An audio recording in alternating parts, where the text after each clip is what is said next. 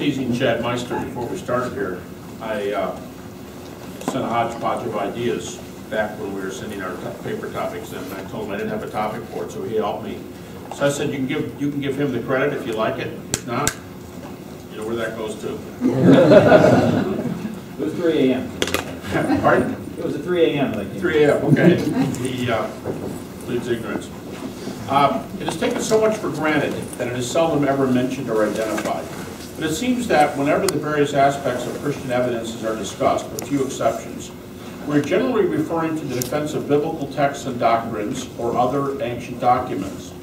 In the process, anything from simple hints all the way to full-blown evidence trails are plumbed from the pages of Holy Writ and these other early texts. Thus, various Old Testament researchers might discuss creation, evolution, archaeology, prophecy, or defend the text against specific challenges.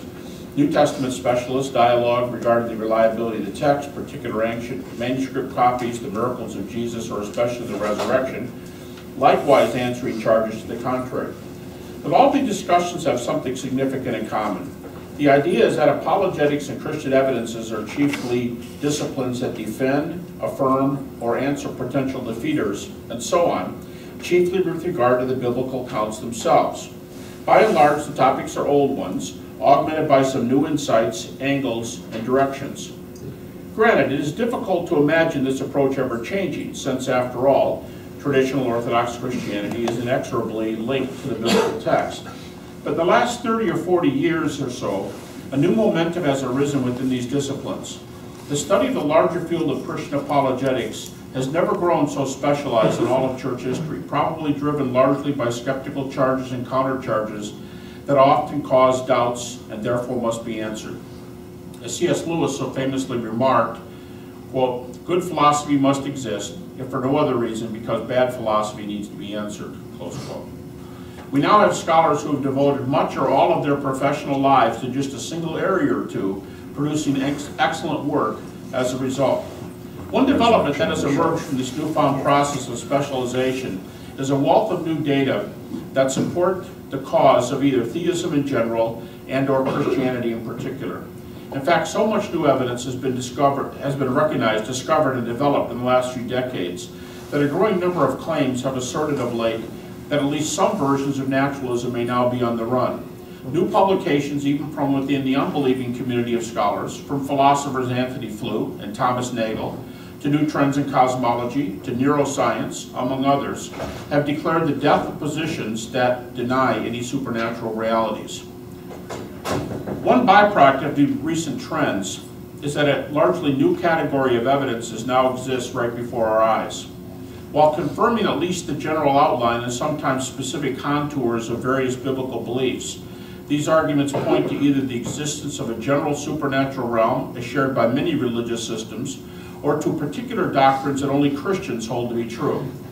Further, all of these data have been developed in just the last few decades.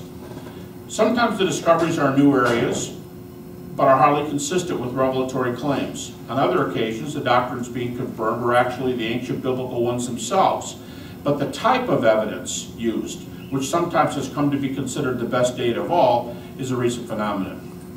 In my opinion, the combination of these recent approaches and findings presents us with a twofold order of arguments, which yields a new typology of evidence in the sense that each has only appeared in the late 20th and into the 21st centuries. The result is a type of apologetic smorgasbord consisting of empirical arguments that were almost completely unknown prior to the last few decades. In this essay, I propose to outline, ever so briefly, 9 of these topics. They are almost evenly divided traditionally into general or natural and specific or revealed categories.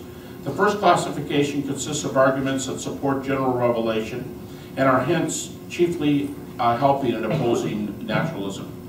They could also be shared by those in various belief systems. The arguments in the second group support specifically Christian doctrine. General arguments for religious tenets. As noted, the first classification of arguments supports the existence of a general supernatural realm. These considerations argue for an origin, direction, purpose, and ultimate meaning in the universe. Each is based on recently researched empirical considerations of various sorts and may be shared by otherwise competing religious or philosophical systems. All right, now a lot of this won't surprise you, but I'm trying to get them together all at once. Number one, new cosmology.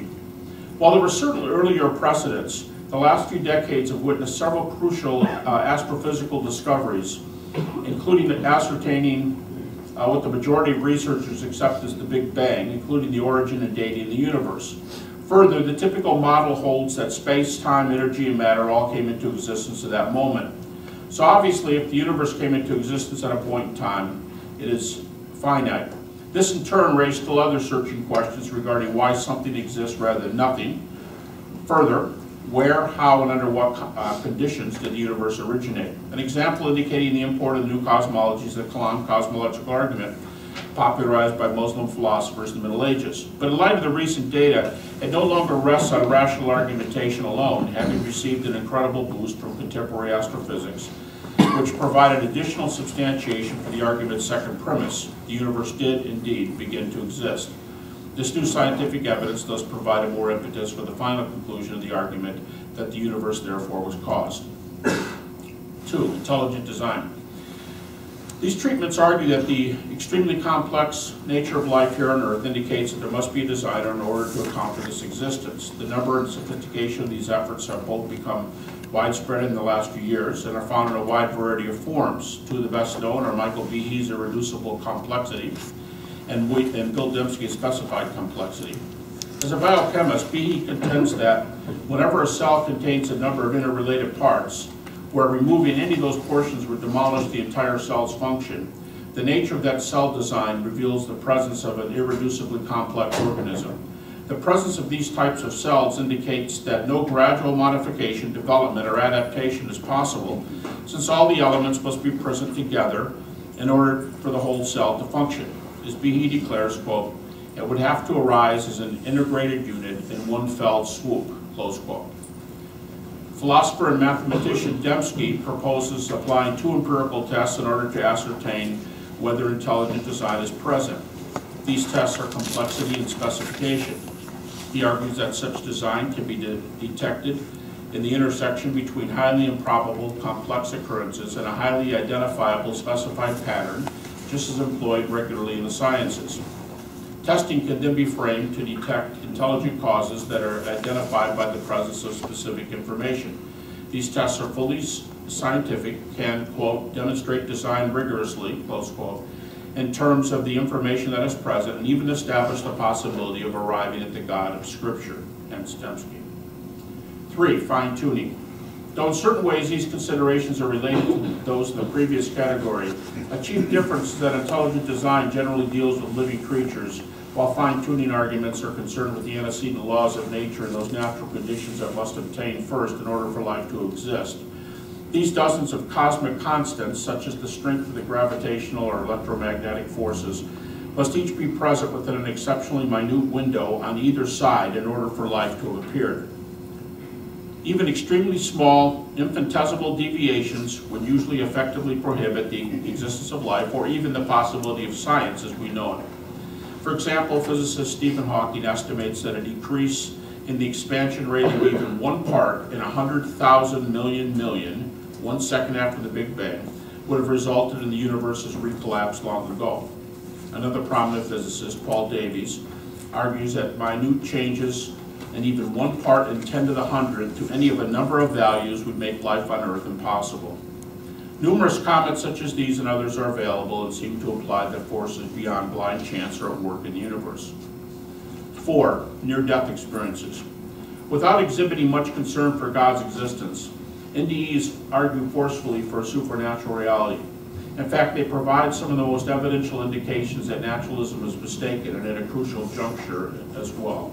I've argued often that the best accounts here are not those that favor general otherworldly descriptions, but those that provide clear and precise evidence that the NDEer has manifested a continued personal consciousness after the occurrence of a life-threatening incident. The best examples would include those persons who were close to death and were still able to observe verifiable descriptions of the physical world around them, sometimes quite a distance away from their physical bodies. Some of the patients could report this confirmed data even though, for example, they had flat EEG and or flat EKG readings during the time, or were congenitally blind. One recent discovery is that if a person is brain dead for as short a time as 11 to 20 seconds, you also have you automatically have a flat EEG reading. Because arguments 40 years ago would say, wow, we've got a flat EKG. It would sure be nice if we had a flat EEG in this case too. And now they know that if you have one for just 20 seconds is actually longer than you need. You have the second as well. So that makes a measurable time that evidence can be brought about beyond that point. Often the specificity of the detailed reports were simply amazing. Such was the case with the young girl who had drowned. She was without heartbeat known to be without heartbeat for 19 minutes. She had no heartbeat, no brain waves, and was hooked up to machines in the hospital. She revived just a couple of days later, described the various medical procedures in detail, where things were located in the emergency room, and most stunningly, properly reported the details of what her family members were doing at home while she was profoundly comatose when they had gone home for the evening. These four categories, the new cosmology, intelligent design, fine-tuning, NDEs, are derived from natural data, each ascertainable empirically, and indicating strongly that naturalism is insufficient to explain the nature of reality. These examples of what I've termed the new typology of apologetics largely originating in the 20th and 21st centuries. As remarked earlier, these are more general considerations and they're shared by many of the world's philosophies. Yet one area where these schools of thought are usually united, as in holding that naturalism is gravely in error. Specific arguments for Christian beliefs. Now I turn to 5 other arguments that are more or less held by Christians alone that seem, at least on the surface, to argue that Christianity has an advantage over other revelatory systems of religious belief. As pointed out earlier, the actual topics here might be biblical ones, but in keeping with our theme, the justification for believing them has only been arrived at quite recently. Actually, in several cases, this may well even be our best and most impressive evidence yet for these beliefs. 5, Jesus' miracles. When I was in graduate school, apart from evangelical scholars, it was exceptionally difficult to find many others at all who thought that there were reasons to hold that the historical Jesus was a miracle worker. It could have been because the critical community was still enthralled with Rudolf Bultmann's ideas, but this stance has largely changed since that time. Today it is allowed by virtually all critical scholars that Jesus did many of the wonderful feats that are attributed to him in the Gospels, or at least deeds that were quite similar to them. When asked if any of Jesus' actions were truly supernatural in character, different responses are given, but the trend is to allow that something at least like these events actually occurred. Why the change? The chief reason is that various critical guidelines, usually termed the criteria of authenticity, such as multiple attestation, discontinuity, embarrassment, and so on, are now applied to the separate gospel pericopes in order to ascertain as closely as possible which have enough evidence to determine that they probably occurred. That the critical scene has changed so drastically can be illustrated by 2 major studies in this topic, numbering about 500 pages each. Respected evangelical New Testament scholar Graham Tweltry counts 29 total miracles of Jesus that are reported throughout the Gospels. Of these, he judges that 22 of these cases, 75.8%, in 22 of these cases, there is strong enough evidence to conclude, quote, with high confidence, end quote, that the described events occurred. This by no means judges against the remaining reports, but only means that they are not accompanied by the same amount of evidence. And the other eminent historical Jesus scholar, John Meyer, counted a similar number of Jesus' miracles and judged just under half of them to receive the same verdict. These gospel reports describe or indicate, quote, events that actually occurred in Jesus' lifetime, close quote. In fact, these arguments enjoy, quote, as much historical corroboration as almost any other statement we can make about the Jesus of history, close quote. As far as critical studies are concerned, these verdicts are difficult to beat. 6, present-day miracles. To many and perhaps even most Christians today, at least in the West, it may seem that miraculous events and exorcisms in Jesus' ministry and throughout Scripture do not occur today. And even if they did, we are very seldom made aware of them. But a recent enormous scholarly study by Craig Keener has severely challenged these suppositions, and he's not the only one. He has collected and reported hundreds of miracle claims. I've never asked him the numbers. We have a section this afternoon from 3 o'clock to 6 o'clock on Craig's volumes. There's probably thousands of cases in these two books. He has collected and reported hundreds of miracle claims, a number of them complete with corroboration from pre- and post-medical tests like MRIs, CT scans, X-rays, and so on. The outcome is a very impressive array of data that impinge from dozens of angles and perspectives. For example, in a documented case, a woman's spleen was removed by surgery, only to have another spleen take its place, as verified during the post-surgery checkup. And this was after a prayer session in her church. Other cases involved confirmed cancer tumors that disappeared immediately, many of those cases. Another documented event of a pediatrician's own leg growing 2 inches after prayer, and many other examples involving the healing of strictly incurable diseases, injuries, and blindness, usually in concert with prayer, sometimes with the doctor actually present, and often with medical documentation. The results were so impressive that prominent Cambridge University scholar Richard Bauckham, who's speaking in our plenary sessions this week, concluded his commendation of Keener's 2 volumes with the words, quote, "So who's afraid of David Hume now?" Close quote. Many New Testament scholars, by the way, have called this the singular best book ever published on this subject. In another briefer study, medical doctor Richard Kasdorf, MD, PhD, a prominent faculty member of both UCLA Medical School and Mayo Clinic, wrote a book describing 9 extraordinary healing accounts involving serious disorders, some of which were instantaneously healed, all within a Christian context. Each case was documented, with some of the confirmation, including X-rays, being reproduced in the book itself. But do similar successful healings and exorcisms occur today among those who espouse other belief systems that are contrary to Christianity? Addressing this issue, Keener makes several relevant distinctions. While not denying that such can occur, he notes a few examples. But he also adds another crucial insight that Christian ministers are often in direct power struggles with unbelieving sorcerers, shamans, or witch doctors.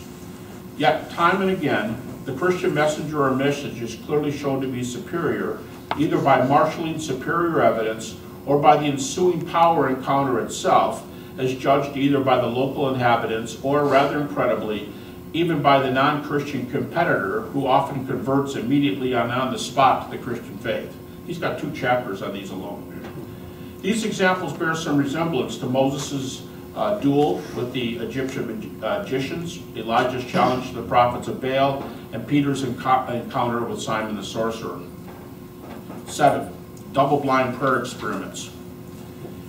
In recent years, another testing technique has been applied to the religious belief in the efficacy of prayer to ascertain if anything significant, statistically speaking, that's the key, statistically speaking, is happening when prayers are offered for ill patients. Between 1982 and 83, a double-blind experiment occurred in a San Francisco hospital. Almost 400 coronary care patients were involved, with approximately half of those, determined randomly, being prayed for by outside individuals who did not know them. Neither the physicians nor the patients knew those who had received prayer and those who had not. I often wondered, this should kind of bleed over into the area of ethics, where you ask 400 people who want to be prayed for, and some of them say, yeah, I'm a Christian, pray for me, and someone else says, I'm a Buddhist, but I'm not opposed to prayer, go ahead. And someone else says, I'm an atheist, no big deal, I like to feel better, so go ahead and take a shot. And then you organize your study and you go down the line and you say, yes, we will pray for you, no, we won't, yes, no, no, no, no, no, no, yes, yes, yes. And you randomly pick them. Only they never, I'm being facetious, they never let the people know who were being prayed for until after the experiment was over. The intercessors were all conservative Christians, with the final result being that the patients who received prayer did statistically better than those who did not. More specifically, the former improved in 21 out of 26 observed medical categories. The results were published in a prestigious medical journal, where the article abstract concluded, quote, these data suggest that intercessory prayer to the Judeo-Christian God has a beneficial therapeutic effect in patients, close quote. Other experiments on prayer were also performed though in an attempt to incorporate a wider range of religious beliefs in the intercessors. Though most of these later studies assimilated praying persons from a wide variety of religious faiths, and some of them you just go, like, shamans and witch doctors. However, these experiments failed to achieve such positive results. In one experiment, if you were prayed for, you were slightly less likely to get healed than if you weren't prayed for. Then another study was performed at a Kansas City, Missouri hospital. It was also a randomized, controlled, double-blind venture that involved about 1,000 patients. As with the earlier study, the prayer intercessors here were also Christians, and very positive conclusions also resulted, confirming Bird's findings. The study found that, quoting the medical journal article, quote, remote blinded intercessory prayer produced a measurable improvement in the medical outcomes of critically ill patients, close quotes. Some stimulating comments appeared regarding these two studies. A Georgetown University professor noted the significant agreement between the two. But a Duke University researcher rather surprisingly inquired if answered prayer only worked for Christians. Why did the studies performed with only Christian intercessors seem to have been far more successful in the healing process, while those done with non-Christians seem to achieve different results? I think Scripture makes it clear that God both answers prayer and heals unbelievers as well, so these results are intriguing. I do want to make a note here in both these last two categories concerning healing and prayer. Let's just argue that so some of this is lacking right now, but let's just conclude that similar studies are produced in other religious and philosophical contexts, either the healing or the prayer or both. I would make the point, first of all, you have this other level of response. Is the evidence is impressive? Do they have the same kind of, let's put it this way, can you rule out the natural possibilities more easily? So you would talk about the quality of evidence, but after everything else is sifted and settled, if it turns out that there are cases in other religious systems, this would not make these two categories valueless, of course. They would simply shift to the natural category, the earlier one, and still be a major blow to naturalism, which many naturalists have acknowledged that they are. 8, the resurrection of Jesus. Here's the sort of example mentioned earlier where the reported event is obviously from the New Testament, but the most superior evidence has emerged only in the research of the last few decades. As with almost any historical report, especially one from ancient times, the earlier the date of the information and the more closely it can be linked to eyewitnesses, the better the research. So it is here.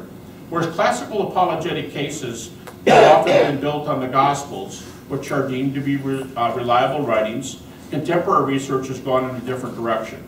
Virtually always beginning with the writings of the Apostle Paul, contemporary scholars usually hold that he was an eyewitness to what he believed was the resurrection appearance of Jesus. Michael Martin, for example, the well-known atheist philosopher, says that Paul is the only eyewitness to a resurrection appearance whose evidence we have. That's the way he says it, the only eyewitness to a resurrection appearance. So it's taken very seriously. Then Paul, in turn, both knew and interviewed the other key apostles on the nature of the gospel message that they were preaching, since they were considered to be the pillars in the earliest church. And these are the two meetings in Galatians 1 and Galatians 2, which are very, very widely recognized by critics. The result is that Paul ascertained more than once that they were teaching the same message that he was, that Jesus appeared to both individuals as well as groups of witnesses. We will be able to present the data here, but it is commonly agreed by critical scholars today that this material, plus other early traditional or creedal texts like the Acts sermon summaries, predate the books in which they appear and actually go back to the early 30s AD. If you haven't heard this before, the data has been going back. Richard Bauckham estimated a few years ago that the consensus New Testament report is that these New Testament reports of resurrection can be traced to Paul's reception of them can be traced to 35 AD. Now, many contemporary writers, some skeptics, have said that we could trace it back to 30 AD. For example, Bart Ehrman, perhaps the best-known skeptical scholar in the U.S. today, traces various of these traditions back to within a year or two after Jesus' crucifixion. And he does that many times. In his recent book, he says this about 10 times, so he's not trying to hide it or obscure it. James D.G. Dunn argues that the early creedal passage in 1 Corinthians 15, the formalization of the creedal passage can be dated to just 6 months after the date of the crucifixion. Urban notes that Paul had access to the other eyewitnesses, and the facts that he obtained are exceptionally early and authoritative material, very close to first-hand eyewitness reports. That's Ehrman. In fact, he says in a half a chapter on the subject in his latest book, he said, Paul spent 15 days with Peter and James, period. I'd like to spend 15 days with Peter and James, brother of Jesus, acknowledging the strength of this material. 9, the Shroud of Turin. Much work still remains to be done on the shroud, which is apparently an authentic burial cloth that many researchers think may be the actual burial cloth that wrapped the dead body of Jesus after the crucifixion. It is actually the most studied archaeological artifact in history, either religious or secular. It is actually the most, all scientific testing is very recent, and virtually all examinations and assessments point to the shroud's authenticity, at least as an actual burial garment that wrapped a crucifixion victim. I cannot develop the argument here, but suffice it to say that after a painstaking investigation, many researchers have concluded that the cause of the image on the cloth is one or more types of radiation projecting from the deceased crucified body underneath. Last time I was at a international shroud conference, the 2 scientists arguing this thesis were a retired medical doctor from Duke Medical School and the head of radiology from UCLA School of Medicine. So we're not talking about people just kind of saying, hey, that looks like an X-ray, and you know that's the conclusion. And I will tell you, stay tuned, because there's some research going on right now on the shroud that has not been publicized.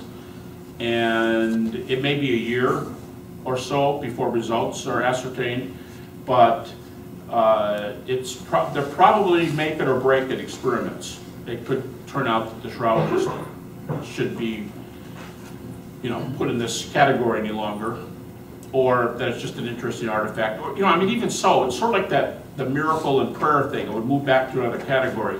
That if this turns out to be something less than as definitive as a lot of people think, it would still be a good example, pathologically speaking, with the dozens of pathologists who've studied this. It would still be our best historical data for what happens to somebody who is crucified. It still works in that generic category to give us evidence, like the crucifixion victim, Johannan, whose bones were discovered in 1968. It would be, that category.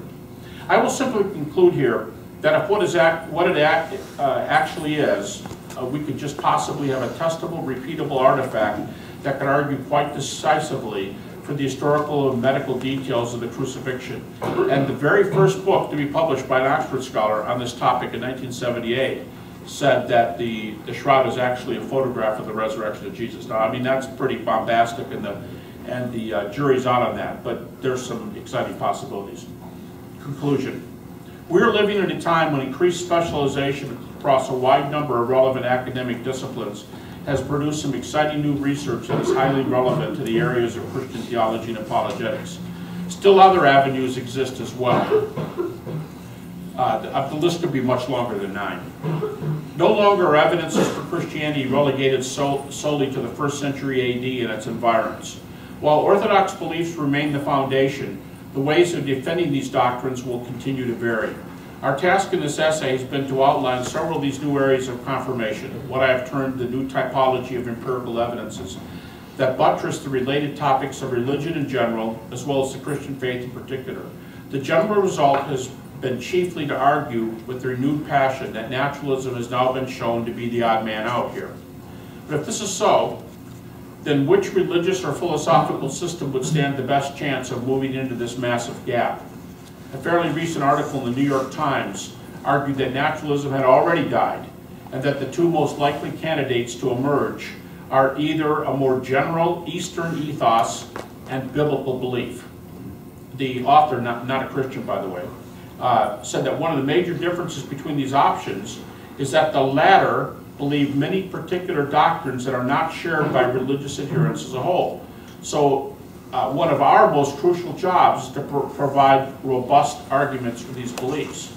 I'll just note here in passing that I think the enterprise begun, as many of us remember, by Alvin Flanagan and others about 30 years ago. I remember being to some of his earliest lectures where he told Christians that they need to quit marching lockstep with the unbelievers, but we need to set our own paradigm and our own agenda. And look where things have gone in the last 30 years, arguing for specific doctrines and oftentimes majoring in the most disputed, difficult doctrines and producing some of the best arguments. That could certainly be listed as a new philosophical development as opposed to some of these empirical ones. But this fellow Brooks, who's arguing in the New York Times article, says, you know, you Christians need to do a little better job if you want to argue for specific doctrines and start showing us where the evidence is that separates you from this Eastern ethos. Perhaps he is correct that this will be one of the main directions of our ongoing challenge. If so, then there will be a continual need for a combination of new arguments along with making improvements in older ones in order to further develop the case for the Christian faith.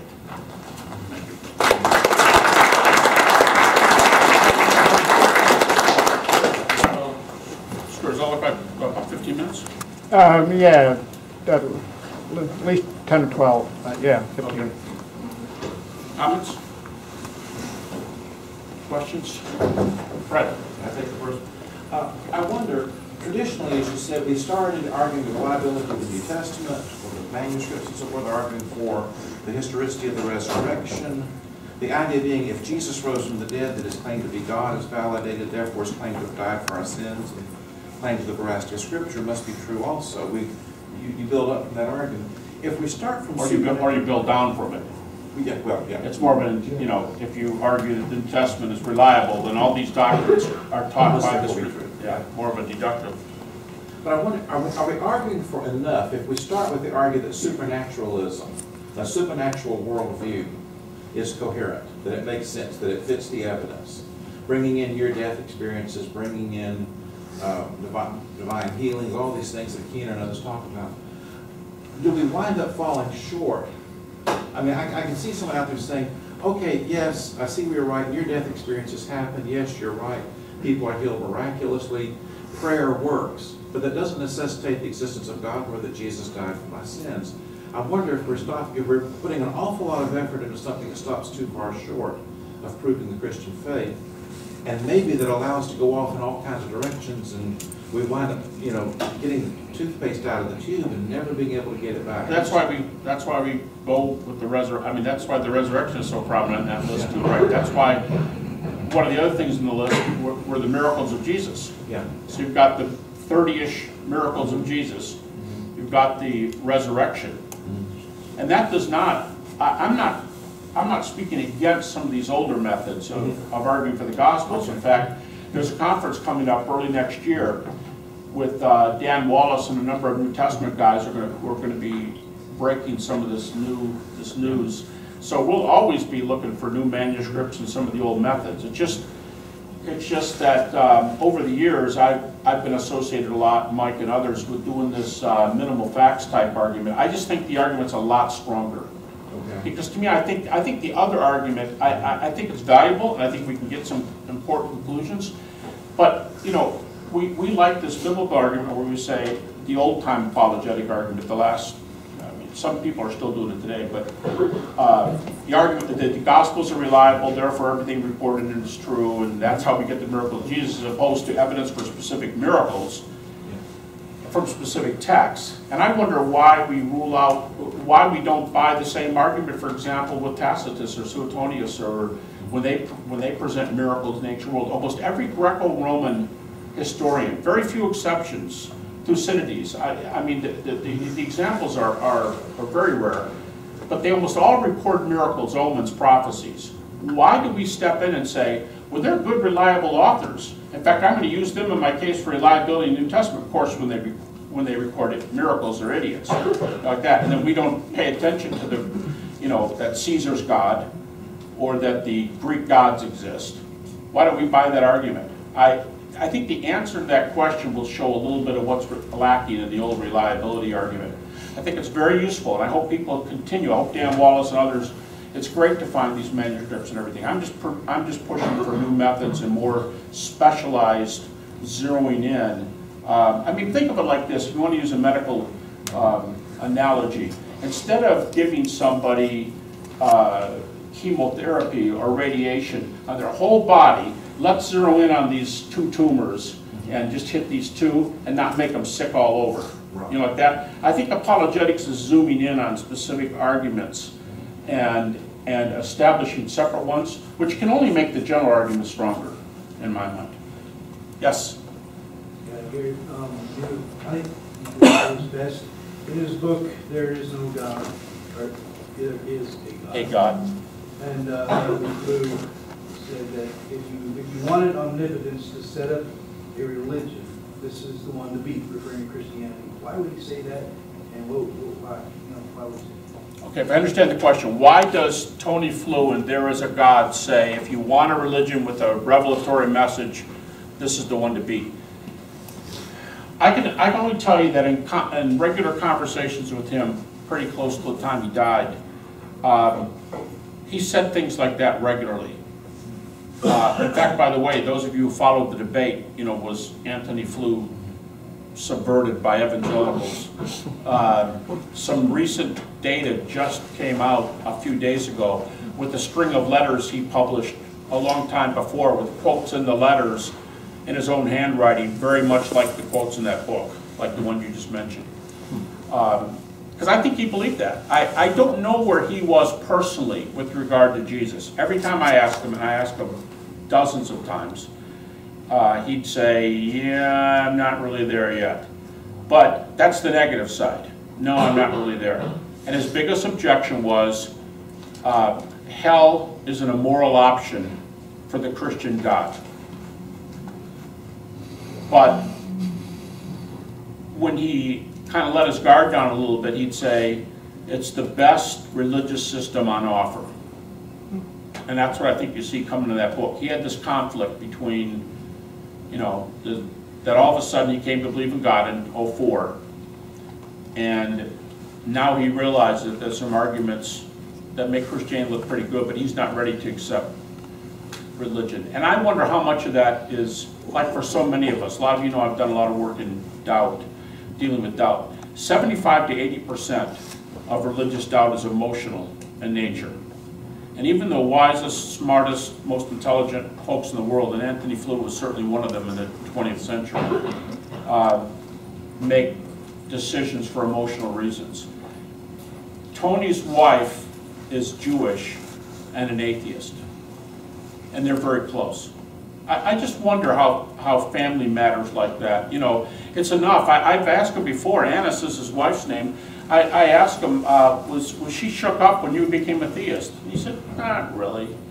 But I wonder what would happen if he said, I believe in Jesus. I don't know. I just think there's extra alternative things there. But even that concession that you read, Will, on his view, I think that goes a long way to showing you what he thought of the data. Yes, Richard. Going back to your earlier question about miracles, what if someone tried to say, well, if you establish a sort of philosophical theism antecedently, then the miracles that Tacitus reports are not the same kind of events as the miracles that the New Testament reports. In other words, they may empirically look similar at one level, but against the backdrop of a antecedent, robust philosophical theism, it seems like all of a sudden they're not univocal events. No, they're not, and the evidence isn't as good. However, it's not often known that Tacitus reports some healings of Vespasian, and he cites eyewitness data. Now, can he be wrong? Yeah. But did he make the right move to cite eyewitnesses? Yeah, that's the way. What I'm getting at is that what that healing would mean philosophically, sure, in the context of a Roman historian who doesn't hold to a transcendent, uncaused creator the way the Christian would hold. Right. And the event itself becomes a different kind of event in its very nature. And frankly, the kind he reports are the kinds that it would fall. I mean, they could fall into the category of psychosomatic cures, just like a lot of Christian ones do. They could be real cognitive cures, but not due to supernatural results. They could be, in other words, they could be due to thinking better, not because a God exists. I'm just saying, that move, though, is so prominent in the ancient world, it's a little, I mean, I just wonder why we cite people like Tacitus and Suetonius, and we readily cite them as being reliable. They make the New Testament look good, but we cut off what we accept from them and what we don't. I think you can get in there and do a good job of that. I think one of the main things we're going to want to say, as I did a little bit with the double-blind prayer and the modern-day miracles, is that not all evidence is created equal. And the New Testament evidential claims are much better than Tacitus's. I'm just saying we don't usually allow that argument to stand for other than Christian views. So maybe we just need to change our approach. And I'll say it again, I do think the old reliable methods offer things. I just think the minimal facts is a much tighter, stronger argument.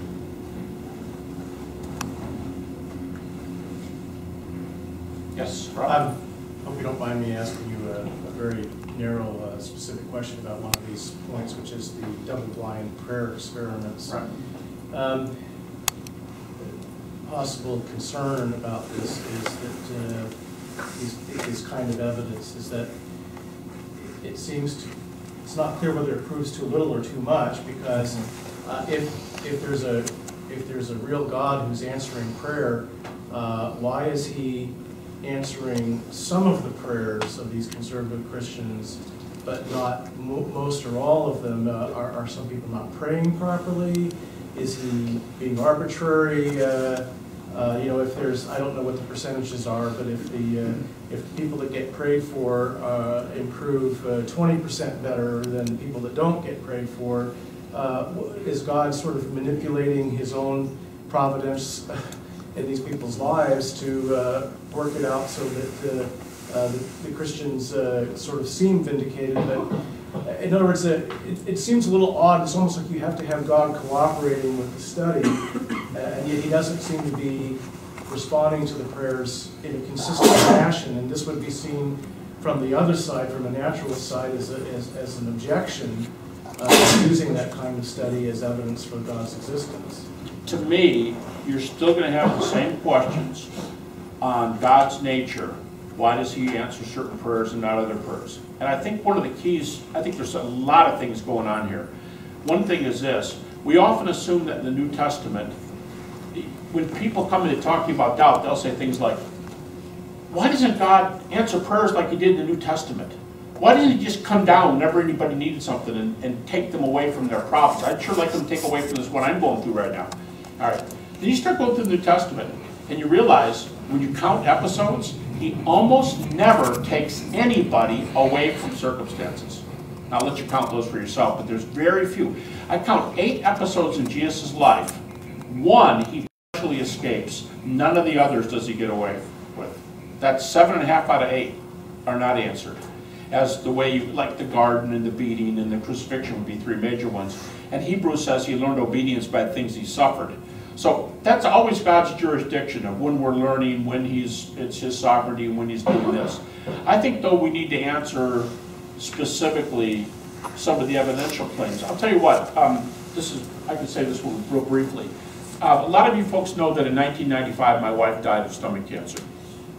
The story, I was counting recently, the story's been told incredibly in 15 million pieces of literature. Only a percentage of that's by myself. It's mostly by the people. Well, I got a call one day from a real prominent magazine, and they wanted to do a news story on prayer and a national, and the reason I'd be glad to give you the name. I'm trying to remember. It was either Reader's Digest or it was Time or one of those. And they called and they said, hey, you're on a list of people to call, and we were told to call you, but I said, I don't know anything about the subject. I'm not an expert in prayer. Why don't you call somebody else? Like who? I thought, okay, who should I call? I don't know. Call Richard Foster. He's written a whole book out of that. I didn't know. And I said, no, I don't have anything to tell you. And they said, well, yeah, I have to interview you because you're in the list. That's what they said. And I said, and I was getting a little annoyed. And I said, I really don't have anything to say. And they said, well, didn't your wife die last year? Yeah, she did. My family went through a very difficult time. But does God ever answer prayer? And this was 6 months after my wife had died. And I sat, actually, my grandmother, who I'm going to tell you about here briefly, died 6 months after my wife. But 6 months before my wife died, I sat by my grandmother's bed, and she had just had a stroke. She had 2 different kinds of pneumonia, and she had congestive heart failure. She was 87 years old, and she was dying in the bed. I flew up to Detroit to sit with her, and I sat with her for a week in the hospital.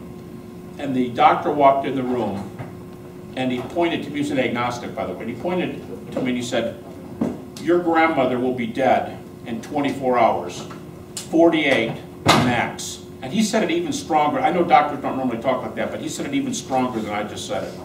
And he'd been her doctor for like 40 years.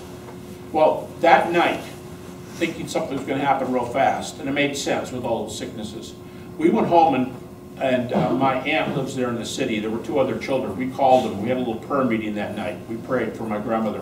I called the hospital at 6 o'clock the next morning thinking something may already have happened. And they said, "You know, your grandmother's, oh, it's kind of incredible. She's doing really well this morning." Okay, so I rushed in there. The doctor came in to see her. No sign of either pneumonia, no sign of congestive heart failure. He said, "You have any evidence of this?" Hey, this was a Tuesday. I was told she was going to die. Came in on Wednesday morning. By Friday, she was released, and she's 87 years old. They let her go. Now, here was my question. Then I thought to the reporter, I said, "Wow, I do have something to, I guess I do have something to add." I said, "This is a question I don't know, but why was my grandmother healed? Well, what she died of had nothing to do with anything she was in the hospital for. Why was my grandmother healed and my wife died 6 months later?" I'm not sure either one was more or less miraculous if they had been healed, both. But why was my grandmother healed? It seems like she was, fit some of the criteria. My wife wasn't. You know, and I still think of verses in Scripture like, I think it's my wife's favorite verse, "Let God be God and all men be liars." Anyway, there are dozens of verses in Scripture that say that God must be just, and He will act justly. He cannot act any other way. So I think there's a sense in which we just leave that and say God's going to do what He wants, and we'll revel in the times He doesn't. We'll keep praying to Him. I mean, when He does, we'll keep praying to Him when He doesn't. I don't know why, but you know, when we have those, and then what do you do with Craig's cases? I've got his 2 volumes over here because I've got to go to a session this afternoon, but I think we have to deal with the evidence we do have. So.